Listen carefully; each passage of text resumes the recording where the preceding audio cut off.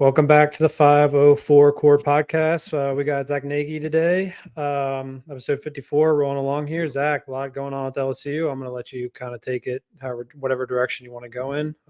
What's the latest? Yeah, dude, I know I've been MIA with the last 2 weeks and the last two pods. There's so much going on with spring football and transfer portal, just like everything's going on. I feel like the first thing that you and I should probably hit on is the spring game. Do you get a chance to watch any of that or see any of the highlights? I watched a couple. I probably watched like 20 minutes of it, and I watched the highlights. So kind of cliff noted a little bit. It's boring, man. Like It is what boring. they do is not even a spring game. It's like a spring showcase where like you let the starters get some time under their belt, but other than that, it's just position battles and youngsters trying to prove themselves. And really, like the takeaways from that day would have been early enrollee Gabriel Relaford, true freshman defensive lineman, and the defensive line is just a spot on this team where everybody is just worried, and rightfully so. There's only 4 scholarship defensive linemen right now, and then you have a walk-on to round out that room. So it's pretty weak right now. So to let Gabriel Relaford kind of eat and showcase what he can do is impressive. Granted, he didn't go against like Will Campbell and Emory Jones and anybody else on the first team, but really just to see him get some reps under his belt and impress was key for me. So it was a it was a slow Saturday in Tiger Stadium. I mean, they weren't really doing too much. It was just a chance to let the youngsters kind of get after it. And I really liked what I saw from Gabriel Relaford. I liked what I saw from redshirt freshman Keelan Jackson. And it was an interesting day for the program, but they're in good hands. And now it kind of segues into the offseason, I guess, continuation of the offseason and seeing what you do in the transfer portal and try to get underneath that 85 count scholarship limit. So it's been a really interesting time. Spring was positive. There were a lot of good takeaways. There were a lot of bad takeaways. And now you keep chugging along until you get to summer workouts, and we'll see what the roster looks like at that point in time. But they're moving along, man. They're moving along. And then you saw Kai Prawn. How do you say his last name? Brienne. Yeah, you saw him kind of he took off in the spring game, and then next thing you know, he enters the transfer portal. So yeah, I mean, I would suspect there's gonna be more guys. That tight end went in. That Ryan Robinson went in. Who else is going in? Yeah, Jackson Howard. He's a really good Jackson Howard. edge. He was Yeah. the first guy to enter the portal, and he's super talented, man. To go up and get him, he was the number one player in Minnesota.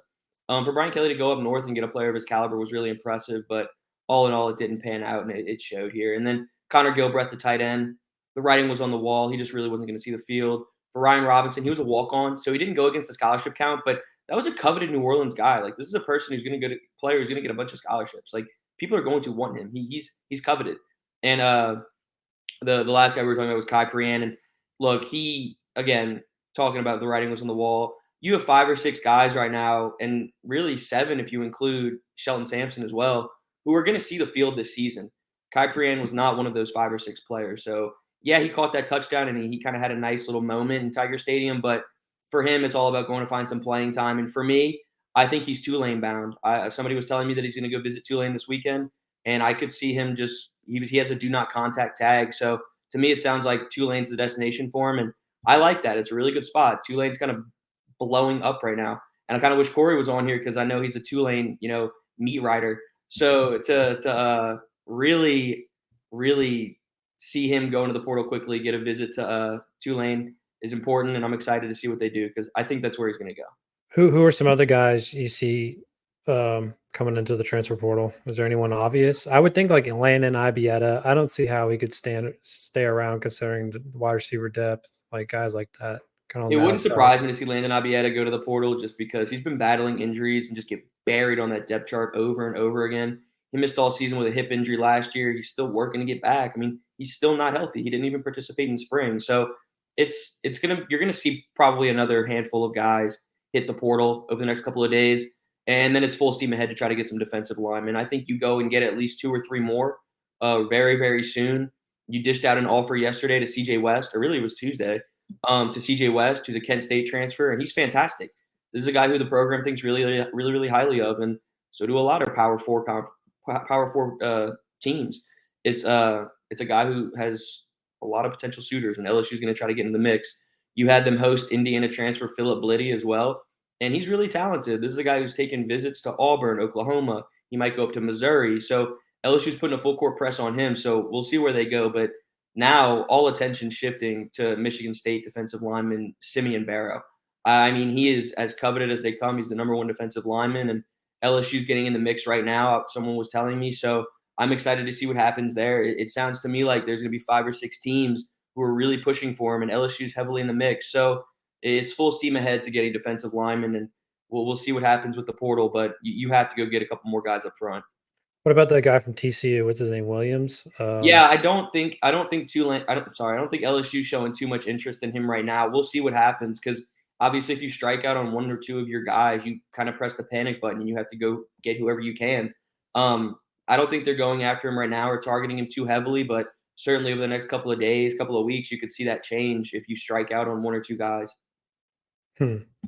Yeah, no, they definitely need it. I mean, how many defensive? They got Guillory. Guillory's obviously a starter, and then that number two spot DT. I don't know who they could really go after, but kind of going back to the spring game, I'm really happy Brian Kelly said he's keeping the defenses vanilla because it's concerning giving up all those big plays again. Dude, like, concerning is an understatement, man. Like, you watch that secondary and they crumbled. They folded like a house of cards. I mean, that was just horrible stuff to watch. Sure, there are some guys who have some potential, like Keelan Jackson was a guy, or Kylan Jackson, who I was talking about, but he's running with the second team right now. PJ Woodland, it's gonna be really tough to start a true freshman in the SEC. So yes, there were bright spots from the spring game, but kind of detailing what you were saying there, yeah, you got to keep it kind of cut and dry here because you can't go out there with this defense right now. You're going to struggle in SEC play, and it was the major takeaway for me was obviously the big chunk plays and the busted coverage in the secondary. Sure, Kyron Lacey looked good. Chris Hilton had some flashes, but they were going up against a secondary that was struggling heavily. And Garrett Nussmeier he went 7 for 7 with 150 plus yards. So he was just tearing them up. So that's what happens when you're playing in an SEC stadium, playing against some powerhouse quarterbacks. So yeah, to what Brian Kelly was saying, there's definitely some substance there because you have to keep it cut and dry in order to see any success. And I think Blake Baker, the defensive coordinator, has all the makings of getting this group together by the time fall comes and you go and suit up against USC in Las Vegas. Yeah, no, it. Yeah, hopefully they get it done.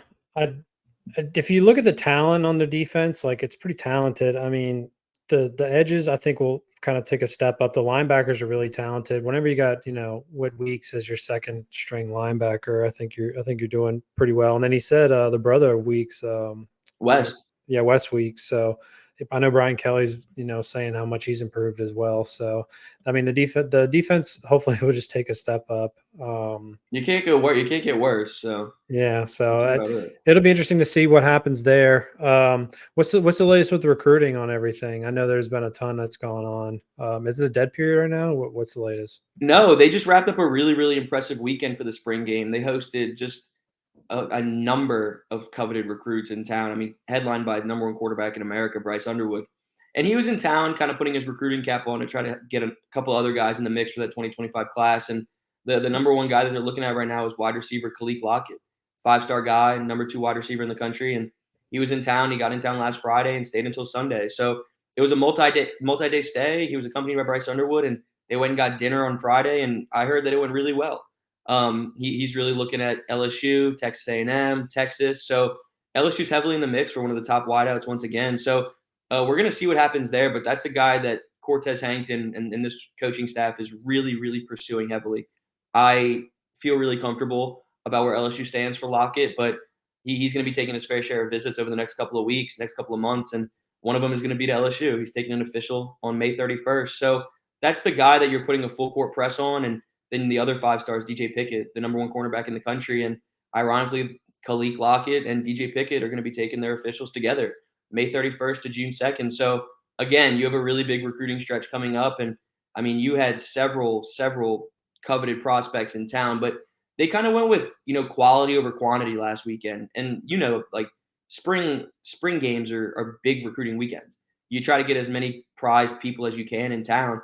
And it really just looked like they went with quality over quantity. As opposed to having 20, 30, 40 guys in town on the sidelines, they went with 10, 15 to 17 guys, and they were all quality players. So, to have DJ Pickett in town and to have Khalif Lockett in town and schedule their official visits at the exact same time, it shows that this program's trending in the right direction once again on the recruiting trail. Does Lockett have a lean right now? I saw some predictions say Texas. I don't know if that's like accurate, if that's just Texas. A lot of Texas insiders seem to put a lot of predictions towards their school and then like kind of fall short of that. think LSU is a little egotistical. I think Texas is also a little egotistical. So I don't really know how accurate that is. But does he have a lean right now on a school or what? I like what you said about just how, like, they lean that way, and obviously you see a lot of LSU, like, people do the exact same thing. Yeah, To there's something levels that to you it. Now with LSU, Bama, Yeah, Texas, like certain it's schools different definitely fan have. bases, but they all have the same mentality at the exact same time, like, Yeah, bias.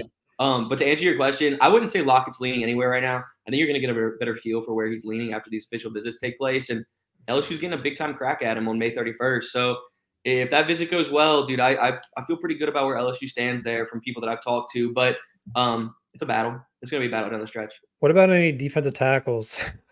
I know everyone talks about Bo Davis and D line and Kevin Peoples. Are they pursuing anyone right now that's like kind of having an edge on LSU? Like, They're going after a ton of 2025 and 2026 recruits at that defensive line. It's a number of them, and a lot of them in the Lone Star State. You see a lot of guys like dipped into Texas, and they're trying to go over there to get some players. But I think you had a productive visit weekend, but now it's all about the transfer portal because yeah, you can look ahead to the 2025 class and do what you want there, but you got to get players for this season, man. You got to get players for this fall, and it really just starts with the transfer portal. And like I was saying, CJ West, Simeon Barrow, like these are some guys.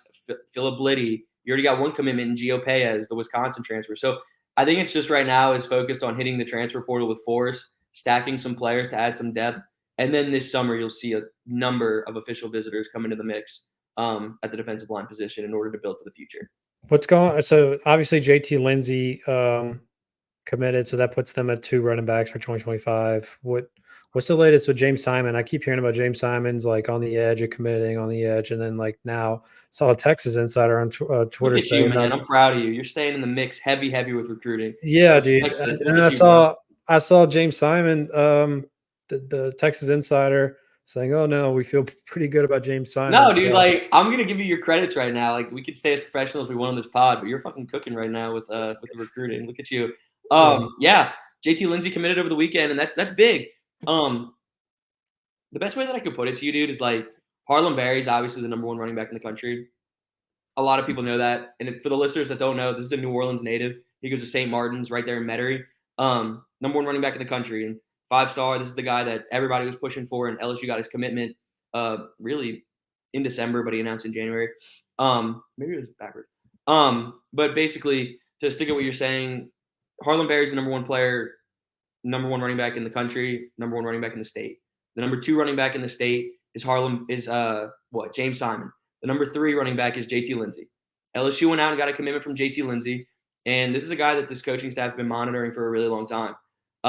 Frank Wilson thinks really highly of him, and it was the type of thing where their little slogan is "the best in the boot, stay in the boot," and they weren't willing to let JT Lindsay get out of the state and go play somewhere else. So they put a full court press on him, offered him on Tuesday, committed on Saturday. I mean, it was a quick turnaround. This was the school that he wanted to be at, and right fresh off of an offer, he committed. And of course, to what you're saying, now all eyes point to James Simon. Does this steer James Simon in the direction? Do you take three running backs in this class? What do you do here, knowing that you have 4-star running back Caden Durham also coming in this summer? Kind of giving everybody the rundown right there. I'll go back to what your question was, and yeah, all eyes point to James Simon. If he wants to be a Tiger, he'll be a Tiger. But he's on a crazy recruiting run. He's going to LSU. He's going to go to Notre Dame, Texas.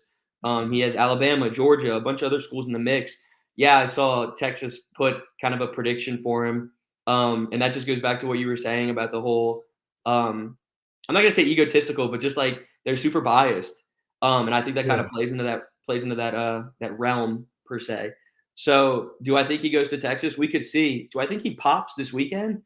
I'd be shocked if he did, man, but you can't rule out anything. The recruiting game's so fluid, but if he wants to be a Tiger, he'll be a Tiger. And if LSU wants to take three running backs, they'll take three running backs. Yeah, yeah, that was a good way to put it. Fluid. I was staying on fluid. The Corian Moore, everyone says another Texas thing. It's like, oh, he's gonna flip to Texas. He's gonna go to Oregon. He's gonna do this. He's gonna do that. I think one coach is going to Oregon. Like one coach he's close with. From So Arizona State, the yeah. running So back. what's the latest with DeCorey Moore? I saw that he came out and said he's 1,000% committed, but you hear that stuff all the time. So what is there anything new with that, or is it just kind of bunch of smoke screens? What's going on with the Corian Moore? I don't know. I mean, he's amazing. Like he's an amazing player. Like obviously, like we don't even have to talk about his talent on the field. Like this is the number one wide receiver in the country, and he's been committed to LSU since August of 2023. Like this is a guy who he's been bleeding purple and gold for quite some time. But at the same time, man, you have to enjoy the recruiting process. Like the way that I look at it is, could you imagine like 5 or 6 different companies poaching you and trying to come to you and offering you money and other things that I just won't say, but like money and stuff. Like it's hard to say no. It's hard to not entertain it. So the way that I would just like kind of break it down would be, yeah, he's going to entertain it. Oregon's in the mix. Texas is in the mix. He's fresh off of a visit to Ohio State. He skipped the LSU spring game and he went up to go check out the Buckeyes. Um, yeah, he's gonna go out and have his fun. He's gonna go check out the schools with his mom. He's gonna go do whatever he wants. Do I think he stays with LSU? I think LSU is gonna have to battle until the buzzer in December. Like this is gonna be a kid that you're pushing to get his signature in December. Um, but to your point, Oregon, Texas, and Ohio State, those are the 3 schools to monitor here, and they're certainly gonna battle for him down the stretch. Yeah, no, I mean, I agree with you. If I was a recruit, I'd We want talked it about this all. several times, dude. Like if we Yeah. were in the process, man, I'd be listening to what the hell everybody's got to say. Yeah, I'd wait till the last second. Yeah, at the buzzer. Yeah, for sure. Well, who's the next kid you would, if you had to put a prediction for, who would be the next kid you would think would end up at LSU or get an Instagram notification or Twitter notification that they committed? There's a couple. I would have loved to have told you DJ Pickett, but I was told that he's going to take his fall visits. He's going to take this into the fall. He's going to take game day visits with his dad and go about that business. I would have told you Khalid Lockett, but he has a pretty busy official visit schedule coming up. I think they have a lot of leans. I think they have um, a lot of silent commitments right now. But the next one to pop vocally, I couldn't tell you. There's so many right now that are kind of on the fence that LSU's trending for, but I think it's going to be. I don't think you'll see several commitments until the summer. You might see 1 or 2 guys pop, maybe an in-state guy or 2, but I think the big names you're going to wait until the summer and into the fall. I don't think you're going to see a plethora of guys pop in the next couple of weeks. Hmm. Trying to think if there's anything else LSU football wise. Have you I know heard we know the anything transfer else? portal, recruiting, Any everything. insider stuff you're hearing? That's not. And the transfer portal is just the talk of the town right now, man. Like, obviously, a lot of people are gonna be focused on this whole defensive line thing, and Ryan Kelly came out and said that they're only going to pursue defensive linemen. That's hard And to that's, believe. That like even if a good D becomes available, a good DB becomes available, like how could you not, throw a bag at that kid? I mean, yeah, you it's have no proven starters right now. I mean, you would say Zy Alexander, but he's coming off a major injury, so I would put Ashton Stamps in that mix. Stamps. So who do you think is going to be your starting corners? If you were asking me today, right now, I would say Ashton Stamps can be penciled in as a starter. He's been phenomenally worked with the first team the entire spring. There wasn't a single day where he moved to the second team. He was a guy that has been there since day one, and he stayed there to the last day.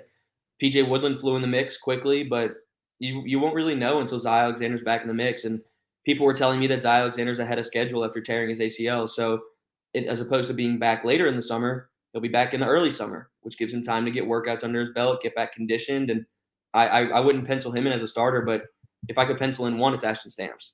And then you're going to be battling it out here. A name that I'm going to talk about right now, and like again with this name, like I don't know anything, but it wouldn't necessarily surprise me. Uh, would be if Javian Toviano left. This is a guy to me who started games as a true freshman. He started at Alabama. I mean, this is a guy was an extremely coveted recruit, but he can't really find his bread and butter in this system right now. He's a safety turned cornerback, and you really have your safeties right now in Jordan Gilbert, Sage Ryan. You have Major Burns working in at the star. He just can't really find his bread and butter in this scheme right now. I'd love to see him stay, and I think ultimately he could stay. But at the same time, if he decided to leave the program, I wouldn't be surprised. But other than that, anything else with the defensive back room, nothing is really of substance right now. You have one penciled in starter at cornerback. Your safeties are penciled into starters, and other than that, you're just going to see some guys who are low on the depth chart hit the portal. Other than that, it's really just open game right now. Is Sage Ryan really locked in as a starter? I was talking to my buddy Matt. He's with On Three. He's good. He's fun to talk to. But we're really just talking about how the talk of the town with Sage Ryan and how he's kind of like turning this corner. Um,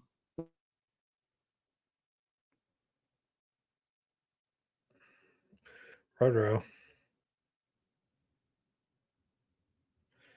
Was I think Zach cut out. But yeah, no, he's talking about Sage Ryan regarding everything.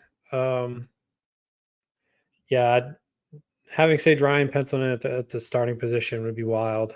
I really don't know how you could keep that man as a starting DB and this, or just penciled in as a starting DB after everything he showed you. So I think it's pretty crazy how things transpired with him. I could see him leaving, but yeah, I think that's about it for the LSU podcast. We're gonna wrap it up, and yeah, if you guys can like and subscribe, would really appreciate it. See you guys next week.